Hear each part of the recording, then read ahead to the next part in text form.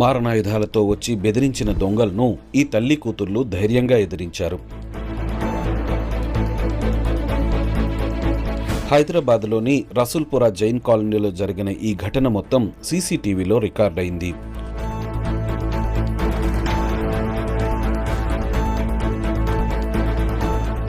Courier వచ్చిందంటూ వచ్చిన ఇద్దరు దొంగలు ఒక ఇంట్లోకి చొరబడ్డారు.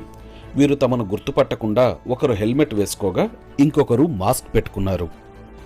వీరిలో ఒక దొంగను తల్లి కూతుళ్లు ఎదుర్కోగా మరొక దొంగ కిచెన్లో పని మనిషికి కత్తి పెట్టాడు. తల్లి కూతుళ్లు ఒక దొంగని ఎదుర్కొని అతన్ని బయటకు నెట్టారు. అతడు నాటు తుపాకీతో బెదిరించినా భయపడకుండా అతడితో పోరాడారు. దీంతో ఆ దొంగ అక్కడి నుంచి పరారయ్యాడు.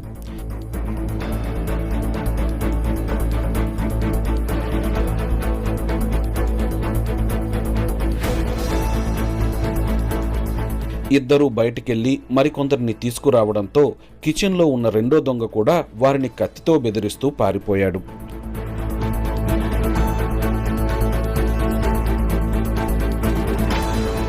ఇద్దరు దొంగలను పోలీసులు పట్టుకున్నారు. దొంగతనానికి ప్రయత్నించిన ఈ ఇద్దరిని ప్రేమ్చంద్, సుశీల్ కుమార్గా గుర్తించారు. వీరు కొంతకాలం క్రితం ఇదే ఇంట్లో పనిచేశారని, పక్కా పథకం